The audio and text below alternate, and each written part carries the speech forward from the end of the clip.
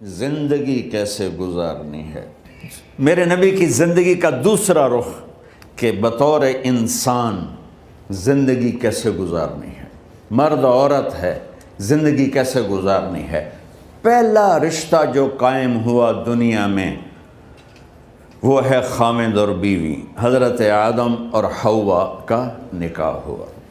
اللہ تعالیٰ نے عورت کو کمزور بنایا تو پہلے دن سے اس کو عزت اور احترام دیا تاکہ ساری زندگی اس کمزوری سے ناجائز فائدہ نہ اٹھایا جائے بلکہ اس کو عزت دی جائے۔ کہ آدم علیہ السلام کے لیے مٹی اکٹھی کی، پانی ڈالا، گوندھا اور ایک اسٹیچو بنایا اور ڈال دیا۔ جب وہ خشک ہوا اس میں روح ڈالی اور پھر وہ ننگے بدن تھے، پھر ان کو جنت کے کپڑے پہنائے اور جنت میں ڈال دیا۔ اس کائنات کا حسن بھی عورت سے ہے اور جنت کا حسن بھی عورت سے ہے۔ حضرت آدم علیہ السلام جنت میں، لیکن بابے جی دا دل ہی نہیں لگتا، کلے کلے ہی ٹورے پھر دیں۔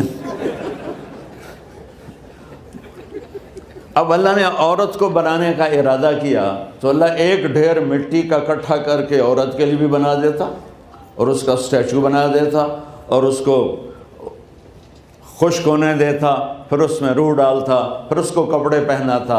آپ حیران ہوں گے، سبحان اللہ، اللہ نے ایسا نہیں کیا۔ آدم علیہ السلام سوئے، آنکھ کھلی تو دیکھا ایک خوبصورت حسین عورت۔ یہ بات اکثر لوگوں کو معلوم ہوگی کہ یوسف علیہ السلام دنیا کے حسین ترین انسان تھے، اور یہ بات شاید کسی کو معلوم نہیں ہوگی کہ دنیا کی سب سے حسین خوبصورت عورت حضرت حوا ہے۔ حوا جن پر بڑھاپا آیا ہی نہیں، 1000 سال کے قریب زندگی گزاری، بڑھاپا نہیں آیا۔ حضرت آدم اور حوا قریب قریب عمر تھی۔ حضرت آدم کی عمر تو کتابوں میں مل جاتی ہے 1000 برس، لیکن حضرت حوا کی عمر کتنی تھی یہ کہیں پڑھنے کو ملا نہیں، اس لیے میں اندازہ کرتا ہوں کہ قریب قریب ہوگی۔ بڑھاپا نہیں آیا، بیماری نہیں آئی۔ اور حضرت حوا کو مینسز بھی نہیں آتے تھے۔ یہ عجیب بات آپ کو بتاؤں، اللہ نے اتنا جنت کا ان کے اندر نمونہ رکھا۔ تو جب حضرت آدم کی آنکھ کھلی تو دیکھا ایک حسن کا پیکر، انہوں نے جنت ہی بھول گئی۔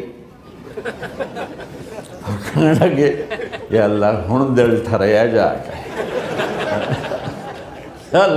یا اللہ کون ہے؟ کہ تیری بیگم۔ کہ واہ جی واہ، موجاں ہی موجاں۔ تو اللہ تعالیٰ نے نکاح پڑھایا۔ سبحان اللہ، اپنے نبی کی شان دوبارہ سنو۔ تو اللہ نے کہا آدم اپنی بیگم کا مہر ادا کرو۔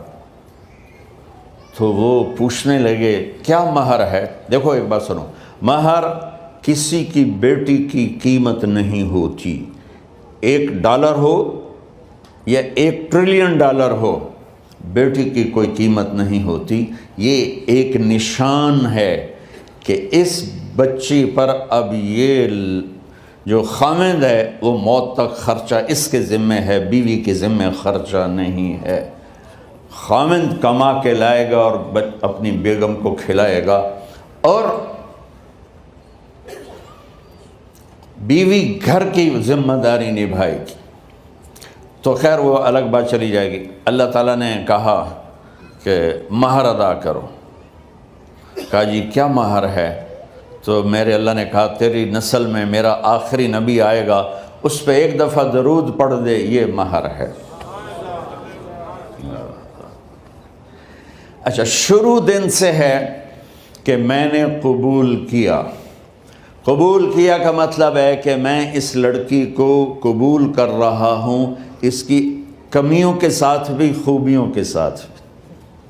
اور جب لڑکی کہتی ہے سائن کرنا قبول کیا ہے، یا زبان سے کہے قبول کیا ہے، تو یہ اس بات کی گارنٹی ہے کہ میں نے اپنے اس لڑکے کو خامد ہونے کے طور پہ قبول کیا، اس کی کمیوں کے ساتھ بھی، اس کی خوبیوں کے ساتھ بھی۔